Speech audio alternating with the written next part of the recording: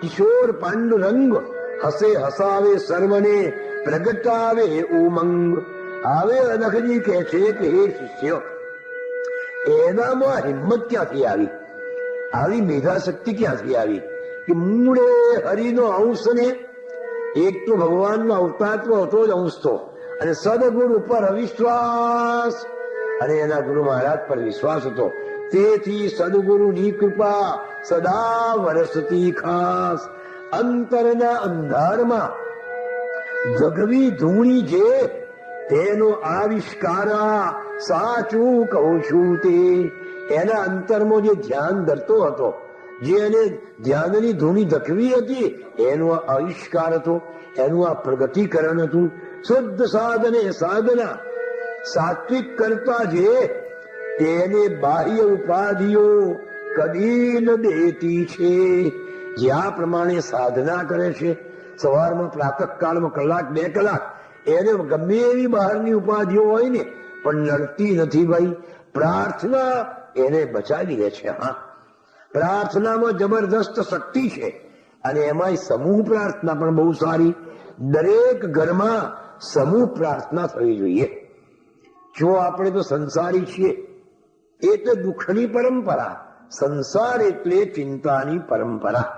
એક ચિંતા જાય એટલે બીજી આવે, બીજી જાય એટલે ત્રીજી આવે, ત્રીજી જાય એટલે ચોથી આવે.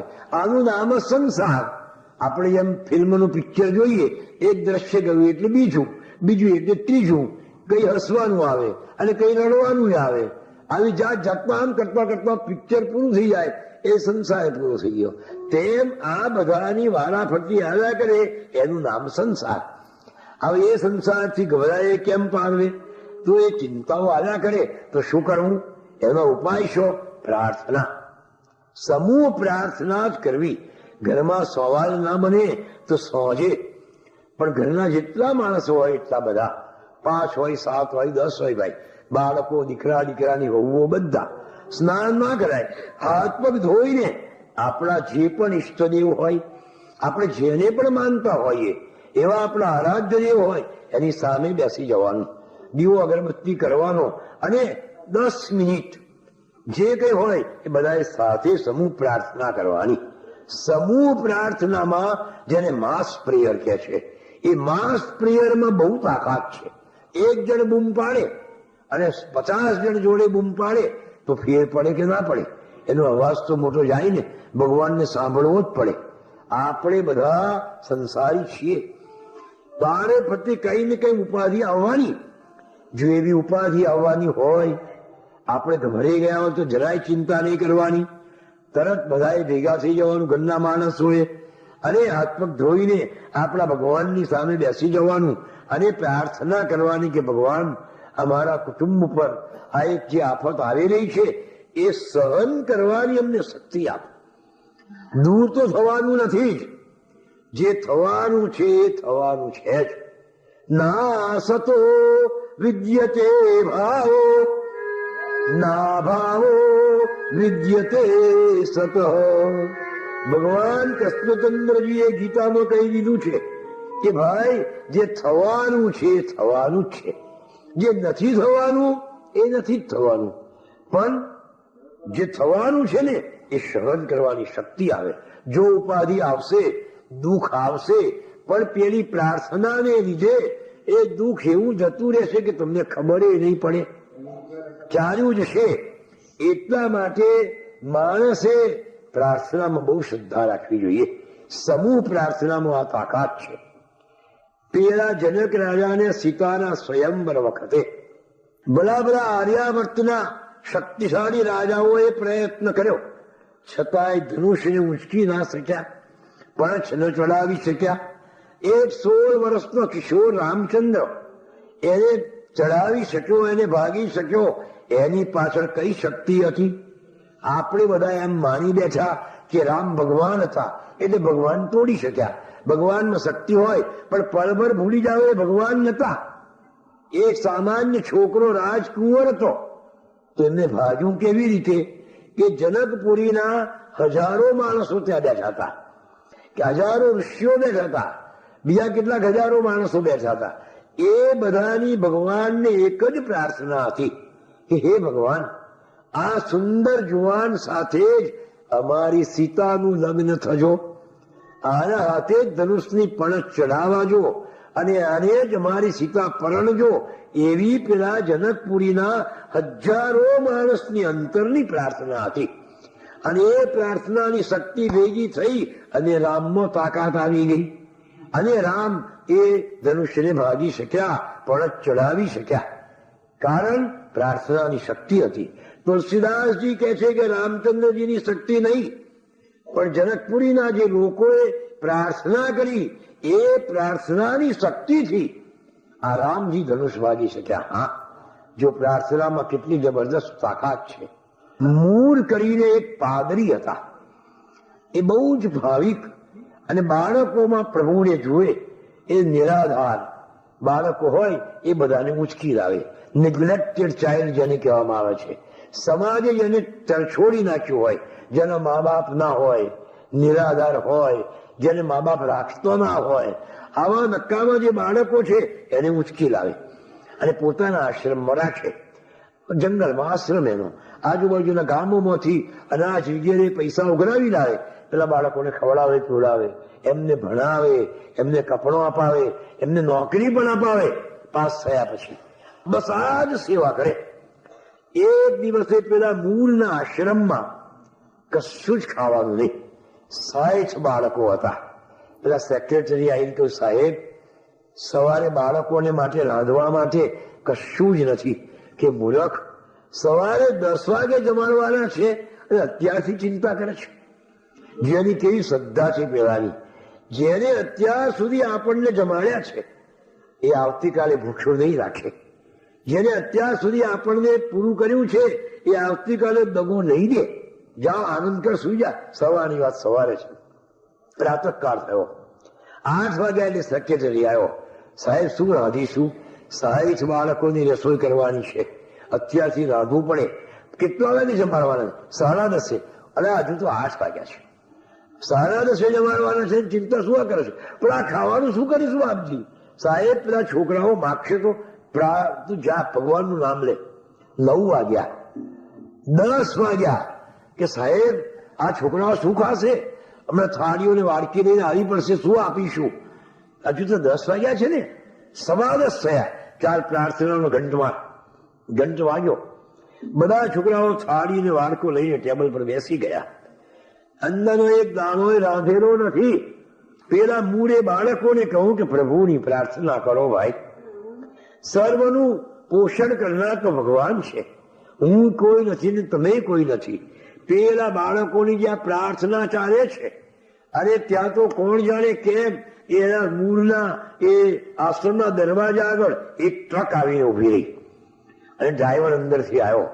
થયેલું શું કે નજીકના ગામમાં એક શેઠે બહુ મોટી મિજબાની આપેલી, હવે બહુ રસોઈ વધી, ત્યાં બધી ગરમ ગરમ રસોઈ વધી છે અને શું કરીશું કે શુક્ર નાખી દઈએ, મૂળના આશ્રમમાં આપી આવો, બાળકો ખાઈ જશે. અને જ્યાં આ પ્રાર્થના ચાલે છે ટ્રક આવી ગઈ. તો ડ્રાઈવર પગે લાગ્યો, સાહેબ બધું જમવાનું લાવ્યો છે. લાવો ને ભાઈ, પીરસી જ દે ને, તારે તૈયાર જ છે. મેં લો. અને જાત જાતનું મિષ્ટાન ને સુંદર રસોઈ બાળકોને પીરસાઈ ગઈ. પણ પેલાની પ્રાર્થનામાં શ્રદ્ધા કેટલી બધી છે. શ્રદ્ધા વગરની પ્રાર્થના નિષ્ફળ જાય. હા, પ્રાર્થના શ્રદ્ધાથી કરવી પડે.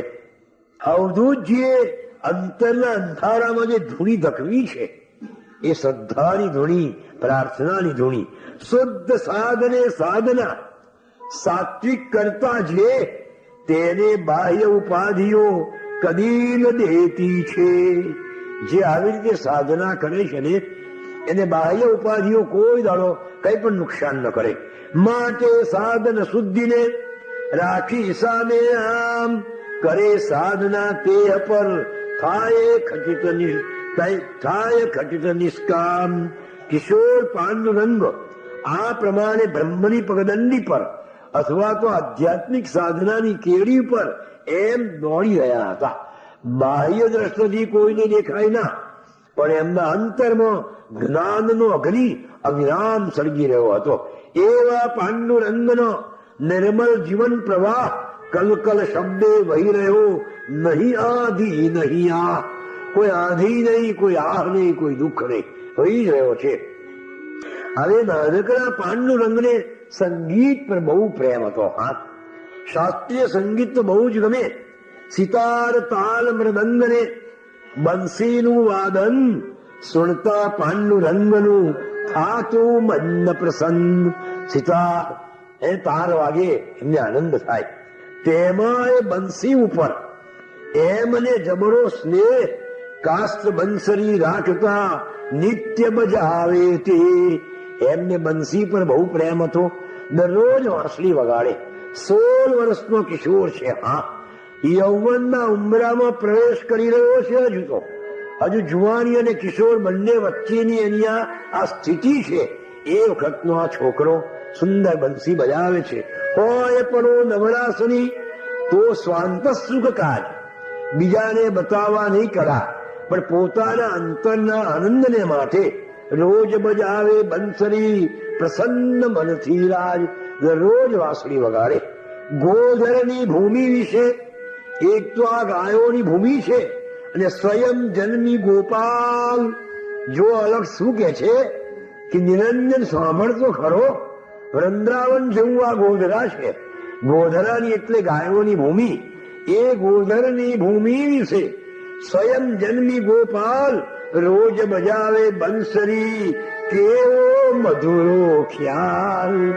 જાણે કે કનૈયો જ બંસી બજાવતો હોય એવું આપણને લાગે. જ્યારે બંસી બજાવતા પાંડુરંગ ઘરમાં આજુબાજુના લોક સૌ પ્રેમે સુણતા ક્યાંય. એટલે આજુબાજુના બધા જ સાંભળ્યા જ કરે. એક સમય કઈ કામમાં પડ્યા, પરીક્ષા આવી હશે, વાંચવામાં પડ્યા હશે, એટલે થોડા દિવસ સુધી, 5-7 દિવસ સુધી આ પાંડુરંગે બંસી વાદન કર્યું. ના, બંસરી ના બજાવી. સામેના ઘરમાં હતી રહેતી મુગ્ધા, એક સુંદર કન્યા, રૂપાળી છોકરી એ મુગ્ધા સામેના ઘરમાં રહેતી હતી. સુણતા બંસી નાદયે બની બાવરી છે. આ બાબુના બંસી નાદથી એ બાવરી બની ગયેલી. એ છાની માની મુગ્ધ થઈ. સુણતા બંસી એ દરરોજ છાની માની બંસરી બજાવે ને, આ બાબુ પાંડુરંગ બંસરી બજાવે, બધું કામ પડતું મૂકી અને છાની માની સાંભળ્યા જ કરે. મોદ પામતી અતિ ગણો ધરે પાંડુ પર સ્નેહ. એટલે ધીમે ધીમે એને આ પાંડુરંગ ઉપર સ્નેહ થવા લાગ્યો. એની બંસરી વાદને એને આકર્ષી કે કેવો સુંદર આ કિશોર છે, કેવી મજાની બંસરી બજાવે છે. એટલે એના પર એનો સ્નેહ થયો. બંસીનાદ સુણ્યા વિના ચેન ના આવે લગાડ. આકુળ વ્યાકુળ થઈ ગઈ અને મનમાં દુઃખ અપાર. પેલા બંસી વગાડતા નથી એટલે એને ગમતું નથી. જેમ ગોપીઓને બંસી વાદન સિવાય ગમતું નતું ને, એવી જ દશા થઈ. કેટલી સામ્યતા છે શ્રી કૃષ્ણ અને પાંડુરંગમાં. વહેલી વહેલી આવીને કહે પાંડુને એમ, બંસી વાદન બાબુભાઈ કહો બંધ કર્યું કેમ? બાબુભાઈ, તમે બંસી કેમ નથી બજાવતા? તમે બંસી સુણ્યા વિના ચેન ન પડતું ક્યાંય, મનને કઈ ગોઠે નહીં અને આકુળ વ્યાકુળ થાય. હવે તો તમારી બંસરી વગર મનને ગોઠતું નથી. ફરી બજાવો બંસરી.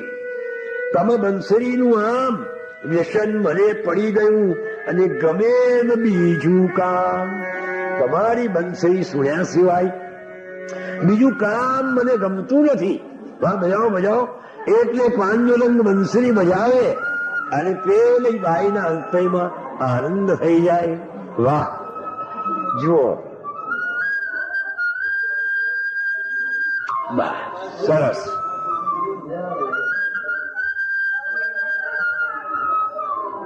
આવી રીતે પાંડુરંગ બંસરી બજાવે. ભાઈ, પેલી બાઈએ કહ્યું કે મને બીજું કઈ ગમતું નથી. હવે જુઓ, બીજો કોઈ આવો 16 વર્ષનો કિશોર હોત અને આવી રૂપાળી સુંદર જુવાન કન્યા આવીને એને કહ્યું હોત કે તારી બંસરી વગર મને ગમતું નથી, તારી બંસરી મને ઘેલી કરી છે, તો એને તેના હૃદયમાં કેટલો આનંદ થઈ ગયો હોત. અરે ગલગલિયો થયો હોત કે એમ મને આવું કે છે, પણ આ તો પાંડુરંગતા ભાઈ સુરતા શબ્દો ભાઈના. જો બીજો છોકરો હોત તો આ શબ્દો સાંભળીને એના હૃદયમાં આનંદ થઈ ગયો હોત, પણ આ તો પાંડુરંગને શું થયું? સુરતા શબ્દો ભાઈના પાંડુ હૈયે હાય ચલ ચિરાડો પડ્યો હા દિલમાં દુઃખ ઉભરાય. દીક દીક મારા શોખને અન્યનું ખરે કળા એ વ્યર્થ. જે કળા બીજાનું મન બગાડી નાખતી હોય, જે કળા બીજાના મનમાં વિકાર ઉત્પન્ન કરતી હોય, જે કળા બીજાની વાસનાને જાગૃત કરતી હોય, મન ન બગાડે અન્યનું ખરે કળા એ વ્યર્થ. બીજાને વ્યાકુળ કરે એનો સ્વ છે અનર્થ.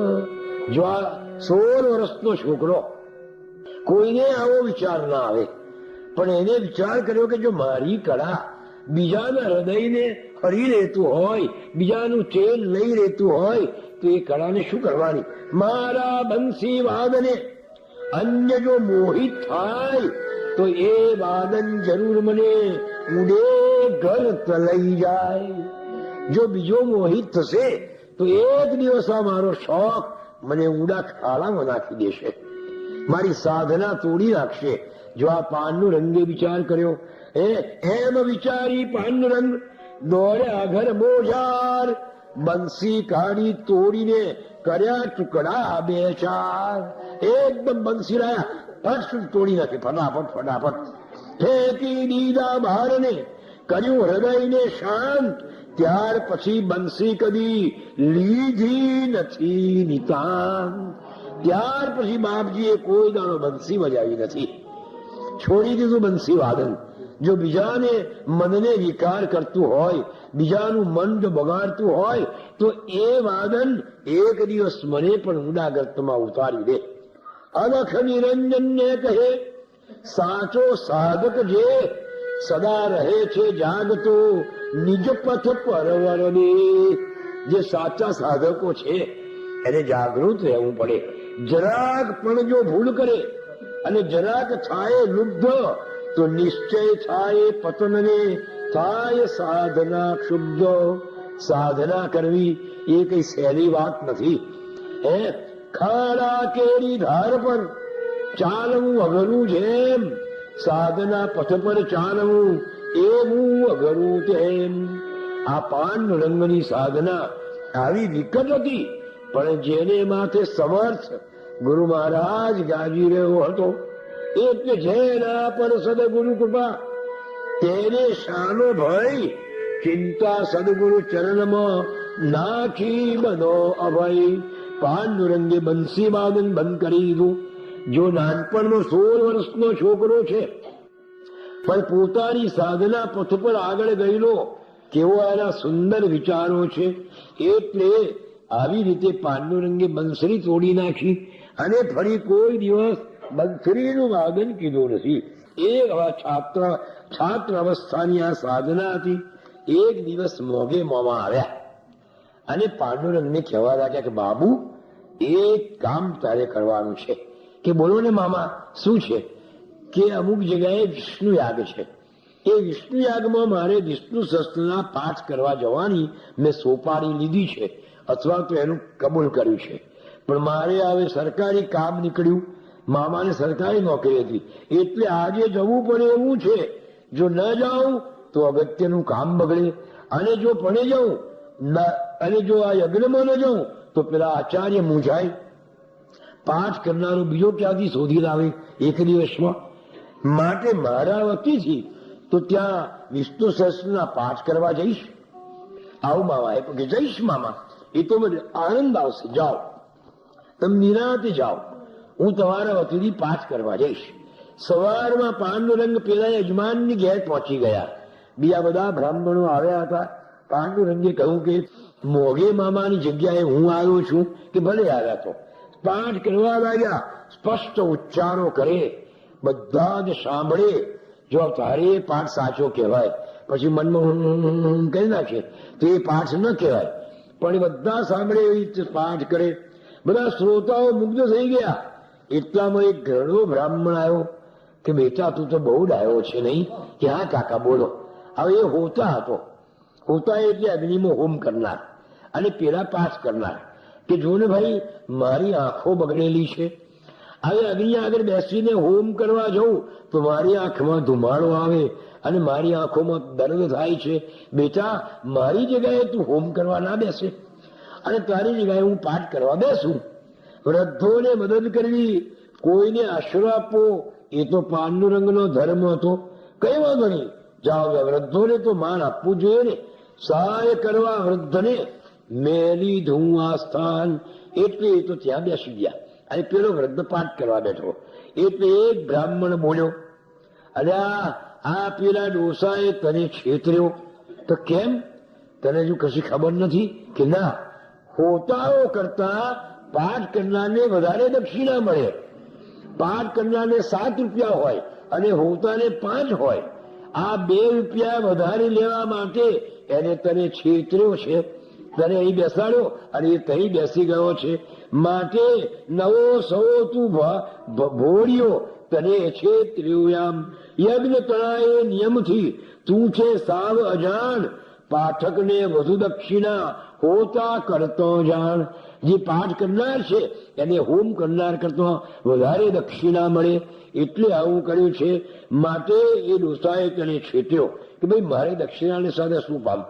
મારા મામાની જગ્યાએ હું તો આવ્યો અને મને જે કામ સોંપ્યું એ મારે બચાવવું જોઈએ. ઓછી વધતી દક્ષિણા થી મારે ના કામ, મને મોદ કર્તવ્યમાં શું કરવા છે દામ? મારે પૈસા શું કરવા છે?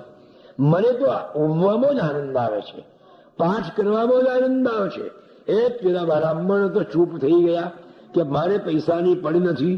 જો ધર્મ કાર્યમાં આ પ્રમાણે જો નિષ્ઠાપૂર્વક થાય તો અલગજી કહે છે કે એ કામ કદી નિષ્ફળ ના જાય. આપણે કર્મકાંડ જેવું આત્મશુદ્ધ કરવાનું બીજું કોઈ સાધન નથી. હા, અંતઃકરણની શુદ્ધિ માટે આ કર્મકાંડ, યજ્ઞ, હવન અત્યંત જરૂરી છે. પણ એ કર્મકાંડ હાસ્યાસ્પદ કેમ બની ગયું? કે કર્મકાંડ વ્યાપાર બની ગયો.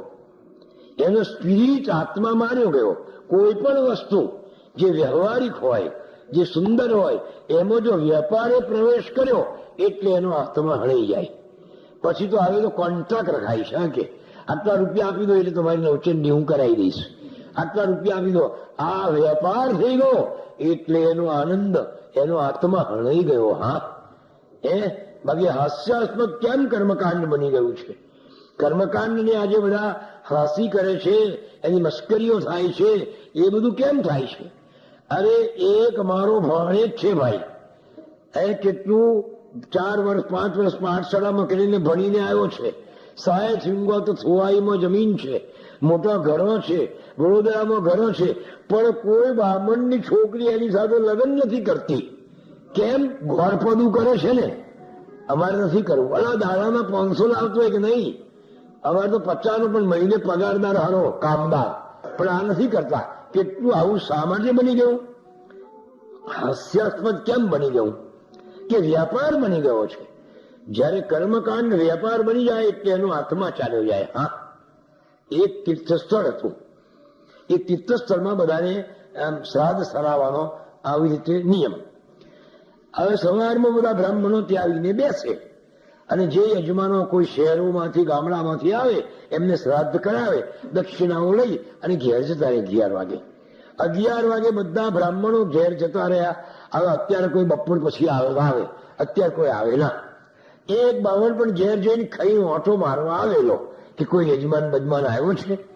એટલામાં એક અમદાવાદી શેઠ આવી પહોંચ્યો. ભાઈ લાંબો કોટ પહેરેલો અને કાળી ટોપીને છે વાણીઓ અમદાવાદી. ક્યાં હો શેઠ? ભાઈ મારે મારા બાપનું શ્રાદ્ધ સરાવવું છે. કે ચાલો હું સરાઈ આપું. કેટલી વાર? મારે જલ્દી જવું છે પાછું. હા ભાઈ, બંનેને ઉતાવળ છે. પેલો યજમાન ખબર જલ્દી કરો જલ્દી કરો. એટલે ભાઈ મારે શું વાંધો તારે? બંનેને આ એક માત્ર પેલો સાપ ગયા ને લીસોટા રહ્યા ને એવું થઈ ગયું છે. પણ પેલાને શ્રદ્ધા નથી ને પેલાને કે સારું તારે ચાલે મારે બીજો મળશે. આવું થઈ ગયું છે. બાકી કર્મકાંડ ખરેખર અતિ ઉત્તમ વસ્તુ છે. ચાલો, પેલા એ વિચાર કર્યો કે હવે જો ઘેર, હવે પૂજા પાનું બધું ઘેર મૂકીને આવે, એ સાધન લઈને જ ફરે. જેમ વાળંદ પોતાની કોસી લઈને જોડે જ ફરે ને, એમાં બ્રાહ્મણો બધું હાથે લઈને જ ફરે. કંકુની, અબીલ, ગુલાલ ને દર્ભ ને તલ ને જવ ને આ બધું એની સાથે હોય સાધન. હવે એ ઘેર મૂકીને આવેલો. પેલે વિચાર કર્યો કે જો ઘેર લેવા જઈશ અને બીજો બ્રાહ્મણ આવી પડશે તો આ યજમાન મારો જતો રહેશે. કે ચાલો ચાલો બધું છે મારી પાસે, ચાલો મહારાજ. કે ચાલો, પેલાને તો કપડા કઢાવ્યા, ચાલો બેસી જાઓ ગંગાના કિનારે, બેસાડ્યો. ચાલો મહારાજ પાણી પીવું, પાણી પાયું, આમ તેમ. ચાલો હવે દૂધ ચડાવવાનું આવ્યું કે દૂધ તો મહારાજ લાવ્યા નથી. ચાલે, ગંગાનું પાણી દૂધ બરાબર જ છે એટલે તમે એને બરાબર. ચાલો, ગંગાનું પાણી દૂધ બરાબર, ગંગાનું પાણી દૂધ બરાબર, ગંગાનું પાણી દૂધ બરાબર. 3 વખત બોલીને પાણી દૂધ એર્યું. પંચામૃતમાં ગંગાનું પાણી ચડાયું. પછી ચંદન કરવાનું આવ્યું કે ગંગાની માટી ચંદન બરાબર છે એટલે માટી ઓગાળી ચડાવો ભગવાનને ચંદન. પેલા ચંદન કર્યું. પછી ફૂલ ચડાવવાનું આવ્યા કે આ ગંગાના કુકા છે ને ફૂલ બરાબર જ ગણાય એમ કે હા મને એ ચડાવો. પેલા એ ગંગાના કુકા ચડાવ્યા. પછી અબીલ ગુલાલ સિંદૂર ચડાવવાનું આવ્યું કે આ ગંગાનો જે દળ છે ને એ અબીલ ગુલાલ બરાબર જ ગણાય એમ એ ચડાવો. આ ચડાવ્યો. આમ કરતા કરતા જુઓ, આવે શેઠ તમારું શ્રાદ્ધ પૂરું થયું, તમારે ગાય આપવી પડે. અહીંયા તમારા પિતૃઓને વૈતરણી નદીને પાર ઉતારવા માટે તમારે ગાયનું દાન કરવું પડે. કે આપું મહારાજ? આ મારો બેટો અમદાવાદી વાણીઓ એ તો ગયો ગંગાને કિનારે, અને ત્યાં નાની નાની દેડકીઓ ફરતી હતી ભાઈ.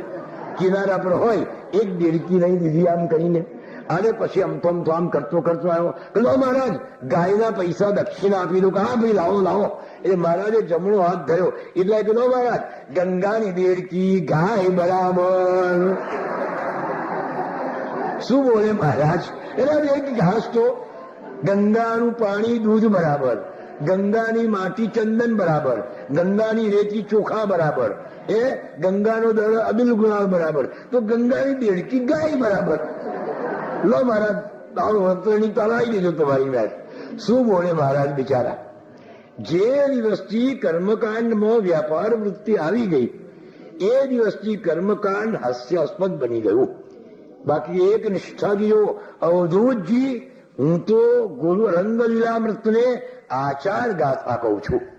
અવધૂતજી આચરણ જ કર્યું છે, આચરણ જ કર્યું છે, ઉપદેશ આપ્યો નથી. એમને જગતને શીખવાડ્યું કે જો આવી રીતે નિષ્ઠાપૂર્વક દક્ષિણાથી મારે શું કામ છે? મારે તો મારા કર્તવ્યમાં નિષ્ઠા જોઈએ છે. કર્તવ્ય નિષ્ઠા એ જ ભગવાનની સારામાં સારી પૂજા, એ જ ભગવાનની ઉત્તમ પૂજા છે. હા, તમારા કર્તવ્યમાં નિષ્ઠા રાખો. પછી ત્યાં આપણે બધું એ કરી નાખીએ અને પછી પણ ભગવાનનું ભજન કરીએ એનો કોઈ અર્થ નથી. મેં વાત કરી હતી કે પેલા મંગળ પ્રસાદ માસ્તર એક દિવસે નારેશ્વર આવ્યા, ગુરુવારને દિવસે. બાપજીએ પૂછ્યું, માસ્તર આજે રજા છે? કે બાપજી રજા તો નથી, પણ પૂરો રિપોર્ટ મૂકીને આવ્યો છું. સોજે જઈશ તારે કોઈ નહીં આવ્યું હોય તો પી મૂકી દઈશ. અને બાપજી જે ચીડાયા, તમે શું મેળવ્યું આવીને? ત્યાં 40 છોકરાનો અભ્યાસ બગાડ્યો, સરકારનો મફત પગાર ખાધો. આ તમારી આ તમારું ભજન કે સરસન કદી ફળવાનું નથી. રજા હોય તો જ આવો, રજા મૂકીને આવો, પણ સરકારની છેતરીને કર્તવ્યમાંથી ચ્યુત થઈને અથવા કર્તવ્યમાંથી સ્લેકનેસ લાવીને તમે આવો એ ભગવાનને ગમતું નથી. હા, કર્તવ્ય નિષ્ઠા એ જ પ્રભુની સાચી પૂજા છે. અવધૂતજીએ સુંદર કાર્ય કર્યું કે ભાઈ મારે તો નિષ્ઠાપૂર્વક કામ કરવું. એને હૈયે ઉગિયો નિષ્ઠા કેરો ભાન, ધર્મ કાર્ય જો આમહા નિષ્ઠાપૂર્વક થાય. સાચું કહું છું શિષ્ય, કદી ન નિષ્ફળ જાય. આવી રીતે જો ધર્મ કાર્ય કરે ને તો નિષ્ફળ ન જાય.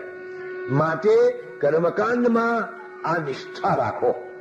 પ્રેમ બંને જણા, કરાવનાર ને કરનાર, અત્યંત ભક્તિથી જો કરે તો કર્મકાંડ જેવી અંતઃકરણની શુદ્ધિ કરનારી અને ફળ આપનારી બીજી કોઈ વસ્તુ નથી. હા, હવે એક દિવસ પોતાના મિત્ર હરિપ્રસાદ એની સાથે નાનકડા પાનનું રંગ 16 વર્ષના કિશોર છે બેઉ ફરવા નીકળ્યા છે, મેટ્રિકમાં આવી ગયા છે. હવે તરંગ હાઈસ્કૂલમાં સવારે ફરવા નીકળ્યા, એકબીજાના ખભા પર હાથ મૂકીને વાતો કરતા કરતા ચાલ્યા જાય છે.